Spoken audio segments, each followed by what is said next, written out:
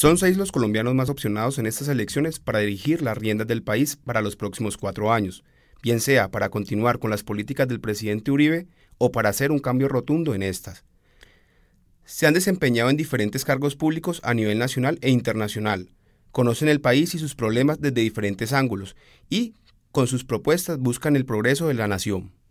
Antanas Mockus nació en Bogotá el 25 de marzo de 1952, 2 veces alcalde de Bogotá, en los periodos de 1995 a 1997 y de 2001 a 2003, uno de los gobernantes más creativos y se ha convertido en el rostro contrapolítico latinoamericano. Logró transformaciones radicales en su periodo, impulsando la cultura ciudadana, la protección de la vida, la gestión pública transparente y eficiente, el manejo de los recursos públicos como recursos sagrados y la responsabilidad compartida entre gobierno y ciudadano. Con la confianza de que son las ideas las que conquistan los electores, apela a su intuición y a las ideas de personas de su equipo, combina arte y publicidad y acude a símbolos pedagógicos como la reconocida tarjeta ciudadana.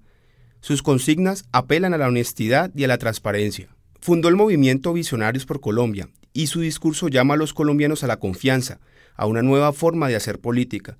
Rechaza acuerdos diferentes a los pragmáticos, contradice la corrupción y promueve la cultura donde los dineros públicos sean dineros sagrados, o aquella de no me pidas en privado lo que no puedes sostener en público. Juan Manuel Santos fue cadete de la Escuela Naval de Cartagena y culminó 2 carreras en pregrado, Economía y Administración de Empresas. También hizo cursos de posgrado en Economía, Desarrollo Económico y Administración Pública en la Escuela de Economía de Londres y en la Universidad de Harvard. Fue becado por la Fundación Fulbright en la Escuela Fletcher de Leyes y Diplomacia y como periodista fue Nieman Fellow en la Universidad de Harvard. Fue presidente de la Organización Internacional del Café con sede en Londres y a su regreso del país fue nombrado ministro de Comercio Exterior en el gobierno del presidente César Gaviria. Al frente de esa cartera fundó Proexport, Bancoldex y Fiducoldex y negoció 6 tratados de libre comercio con 5 países y la CARICOM. Luego fue elegido por el Congreso con el respaldo de los principales varones electorales de la época como designado a la presidencia de la República, cuando la figura de vicepresidente no existía.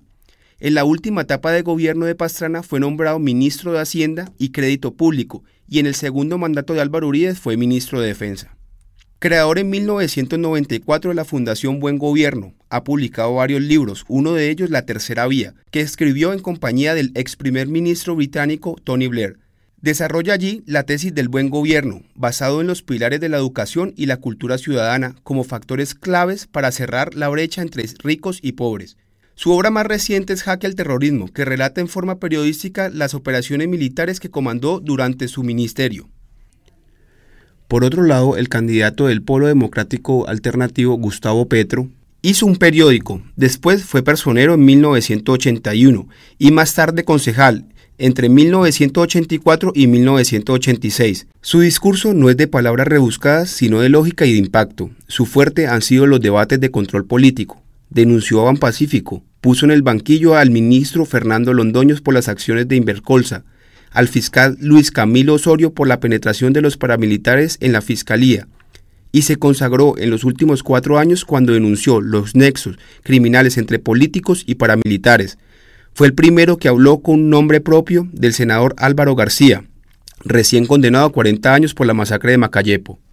Germán Margalleras ha estado 4 veces en el Senado, desde 1994 cuando entró raspando hasta 2006 cuando sacó la más alta votación y prácticamente duplicó a los que venían detrás. Y si a eso se le suman sus otras faenas electorales bajo el paraguas del galanismo, la de 1984 como concejal del pueblo natal de su familia paterna y las 2 veces que fue elegido para el Consejo de Bogotá, en total son más de 25 años dedicados al arte de cultivar votos. En el Senado llega su consagración. Se le midió durante el gobierno de Ernesto Samper a los temas más calientes, estos que en principio nadie quiere asumir porque es como colgarse la lápida en el cuello, pero que al final de cuentas, además del beneficio que brindan al país, se convierten en una vitrina mediática y política. El más difícil de todos fue la ley de extinción de dominio. En ese momento se calculaba que 1/4 parte de la tierra cultivable del país estaba en poder de los criminales, y esta era la primera herramienta que tendría el Estado para quitarles ese botín.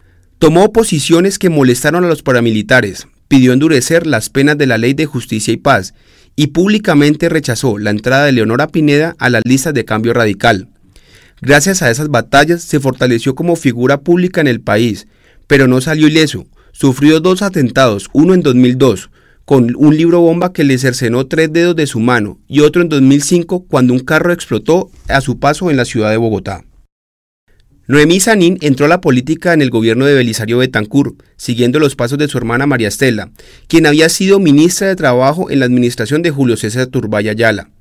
De Belisario, Noemí aprendió el valor de las relaciones públicas en la política, arte en el que la discípula superó al maestro, pero también aprendió esa posición ideológica ecléctica del primer conservador que llegó a nombre de su partido a la presidencia en 1930, en un momento en el que la izquierda estaba de moda.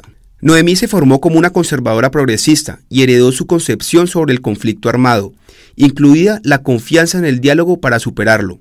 Como ministra de Comunicaciones conoció a Manuel Marulanda y Alfonso Cano en la Uribe. Como embajadora en Caracas apoyó con entusiasmo los diálogos con los delegados del ELN y las FARC. Como candidata presidencial visitó el Caguán.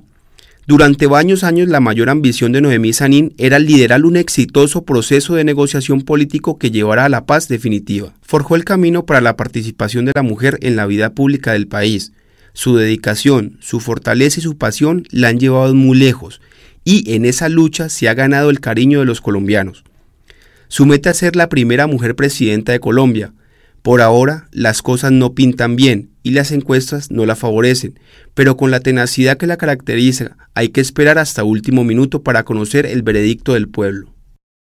Rafael Pardo, bogotano nacido hace 56 años, proviene de varias generaciones de intelectuales bogotanos que valoraban el castellano, las instituciones republicanas que ayudaron a forjar y la inteligencia. Mientras cursaba economía en la Universidad de los Andes, jamás militó en las corrientes de extrema.